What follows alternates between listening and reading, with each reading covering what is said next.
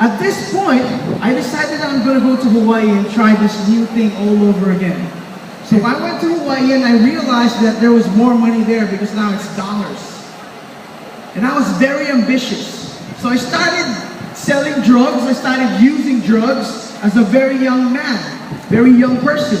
And I got involved in so many things. But I found something that I was very good at. It was selling guns. So I was selling lots of guns back in Hawaii, and actually I was making so much money. I was making $3,000 in one night. And I was making so much money, I bought a house, a 4-bedroom house. I bought a sports car, a monster truck, one of those really big ones. I don't know why I bought it, because I can't even climb it, I'm so short. But I bought it. And then I bought a motorcycle, and I was living life. I thought that was life, right? And all of a sudden, one day, November 16, 1997, I had a hard time breathing. Hindi ako makahinga, right? And I was brought up in a family where my dad was tough. He would always tell me, when you're sick, just go play basketball, sweat it out. Ipawis mo lang yan, don't worry about it. So I ignored it for 3 days. On the 4th day, I was practically dying. I couldn't breathe anymore. When I went to the hospital, the doctors told me that I suffered from an overdose of smoking too much crystal meth. They said my heart muscles, 90% of my heart muscles died, and I was only living on 10%. My heart was in such a bad shape that it started growing so big that it started pushing my other organs on the side, and blood was coming out of my eyes. At this time in my life, I was 23 years old. And the doctor said I was going to die. I only had 6 months to live. Before I came to the hospital, I was with this woman. We've been together for 5 years, and we were supposed to get married.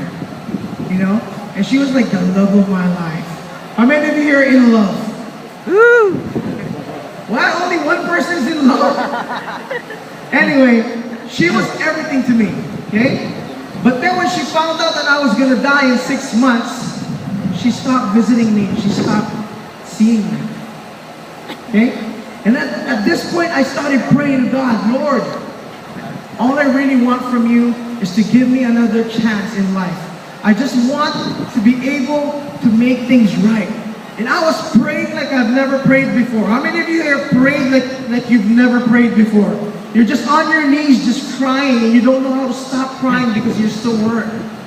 I was so scared for the first time in my life.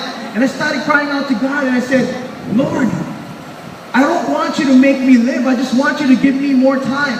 I just want to be able to tell my mom that I'm sorry for hurting her. I just want to be able to tell my mom that I love her so much. I wanted to tell my sister that I'm sorry for beating her up. I wanted to tell my dad that even if I hated you for so many years, I want you to know that I forgive you. I just wanted more time to make things right in my life. And I was crying to God, Lord, I know that I've forgotten you, and now that I'm dying, that's the only time I remembered you. Isn't this true? When our life is good, we don't remember God. But when we're dying, or we need money, or we're in desperate need, that's only when we remember God. I cried out to God like I've never cried out to God. And God told me that He was going to give me another chance. I was in the hospital for 2 months. I was losing 5 pounds every single day. I was so skinny when I came out. My hospital bill was $350,000. They took my house, they took all my cars, they took everything that I owned. I had nothing left. 2 months later, I went out to the hospital. And the doctors were telling me, David, you cannot leave the hospital, you're going to die. Your heart is so weak. And then they told me, they pushed me on a wheelchair, and they told me, David, I'm sorry I have to do this, but I have to do this. They started pointing at the trees. They said, David, you can never climb a tree ever in your life again. They told me, David, you can never drive ever again. You can never drink alcohol. You can never have anything. You can never have a girlfriend or have kids or a family because your heart is too weak. The doctors kept telling me all these negative things, and I just started crying. I'm crying, and I just started throwing my hands in the air, and I started singing.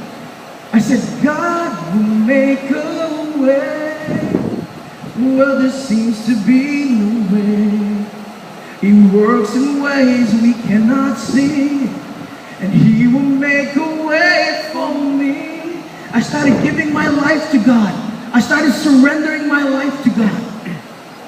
And I was crying so hard that I didn't know how to stop. I finally got out of the hospital. All I wanted to do was find my fiancée. I wanted to fight for her. I wanted to be with her. So I came out of the hospital and I went to my old house. And I could hear her singing. And I was so excited. I'm like, oh man, she knows the secret. I'm out. She knows that I'm going to visit her. I went inside the house, started opening the door. I couldn't open the door. The door was locked, so I started knocking. The door opened up and there was this other guy inside there with his underwear. She was already with another man. And I broke down in tears. I've never felt so much pain in my chest and in my heart. And I asked the Lord, I was so mad at Him, Lord, why did you make me live so I could see something like this? Bakit mo pa ako binuhay? I don't understand. The only woman that I've ever loved in my life is already with someone else. Why did I have to live? I had two choices that day. I have a safe on the side of my door and I have a gun there. I could open the safe and shoot both of them. I'm not going to shoot myself because I just came from the hospital. I was tired. You know? So I was going to shoot the two of them and I was going to walk away. But guess what God wanted me to do? He wanted me to walk away and start singing again. I walked away and I started singing, I will bless the Lord at all times. Bless the Lord at all times. I cried and I passed out because I was so hurt. I ended up back in the hospital. And I didn't want to live anymore. I said, Lord, just take me. I don't want to fight anymore. I don't want to live anymore. I'm done fighting. I don't want this anymore. But God has a different plan for me. I came out of the hospital. I started training martial arts. I started winning championship after championship after championship with 10% functional of my heart. I was beating people who were very healthy. And it's not because of me, it's because of God. That's what I want you to get here. And I thought that was the biggest thing I ever had to encounter in my life. Akala ko that was the biggest trial I ever had to deal with in my life. Last year alone, I just found out I had cancer. I had cancer on the kidney. And at this point, I was very devastated. I was like, Lord, when is this going to end?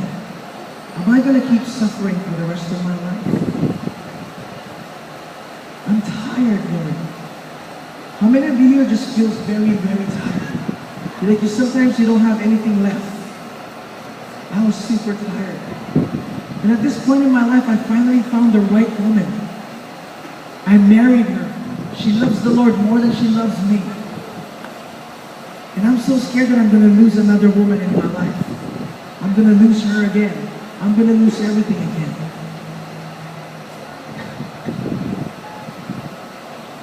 But see, God has a different plan in our life. Plans that we will never understand. See, I want you guys to get this, guys. I know there's so many broken people here in the Philippines.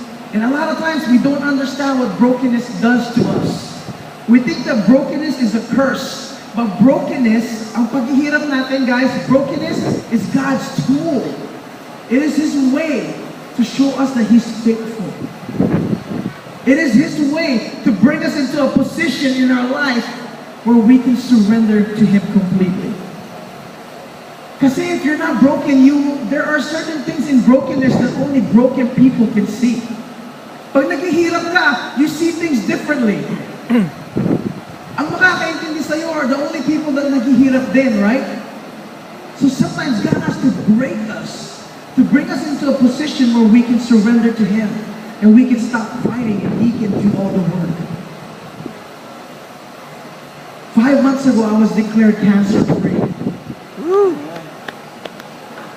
It is all God.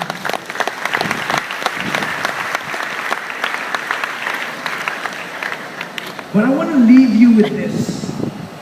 The miracle here is not my heart. The miracle here is not the cancer being taken away or being healed. The real miracle I wanted to share with you tonight is the love of Jesus Christ.